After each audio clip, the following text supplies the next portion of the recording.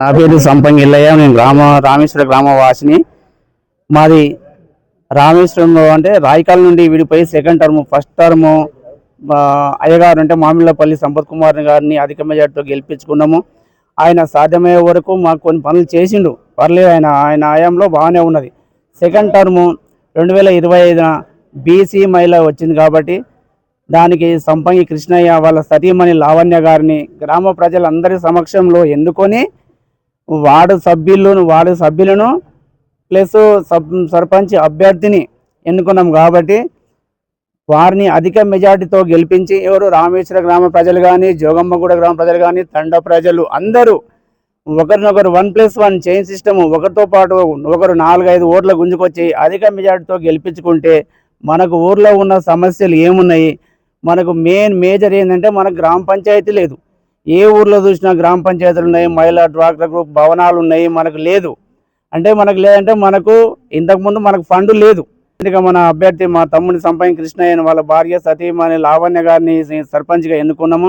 అధిక మెజార్టీతో ఆమెను గెలిపించుకొని మనకు ఊర్లో ఏమేమి సమస్యలు ఉన్నాయి, మనకు కొంతమంది వితంతువులు ఉన్నారు, వాళ్ళకి పెన్షన్స్ లేవు.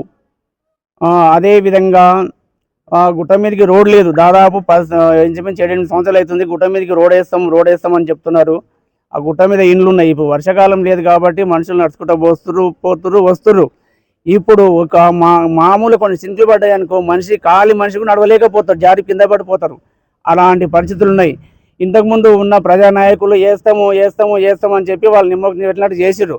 ఇప్పుడు ఆ విధంగా కాకుండా మన గ్రామవాసి, మన ఆదుబాధ, మన ముందల పెరిగిన పిల్లగాడు, మన ముందల పుట్టి పెరిగిన వాడు, మనకేమైనా సమస్యలు ఉంటే మన ఇంట్లోకి వెళ్ళి గుంజి, అయ్యా నేను గెలిపించినాము, మీ ఎవరిని కాదనుకుని గెలిపించుకుని, నువ్వు గ్రామ మనిషివి, నీకు అన్ని కష్ట సుఖాలన్నీ తెలుసు కాబట్టి నేను గెలిపించుకున్నాం, మరి ఏది మా సమస్యలు ఏం చేస్తున్నావు, ఏం పరిష్కారం చేస్తున్నావు అని మనందరం అతను ధైర్యంగా బయటకు గుంజి మాట్లాడే ధైర్యం ఉంటుంది. కాబట్టి మన పిల్లగాడు అందరము కలిసి మెలిసి ఒకరు చైన్ సిస్టమ్, ఒక మనిషి ఇంకో మనిషి అట్లా గుంజుకొచ్చి అత్యధిక మెజార్టీతో, అంటే మనకి ఇంచుమించు 500 ఓట్ల పైన ఉన్నాయి, 350 ఓట్ల పైన మెజార్టీతో తీసుకొస్తేనే మనకు ధైర్యం ఉంటుంది, మనం అడగడానికి ధైర్యం ఉంటుంది.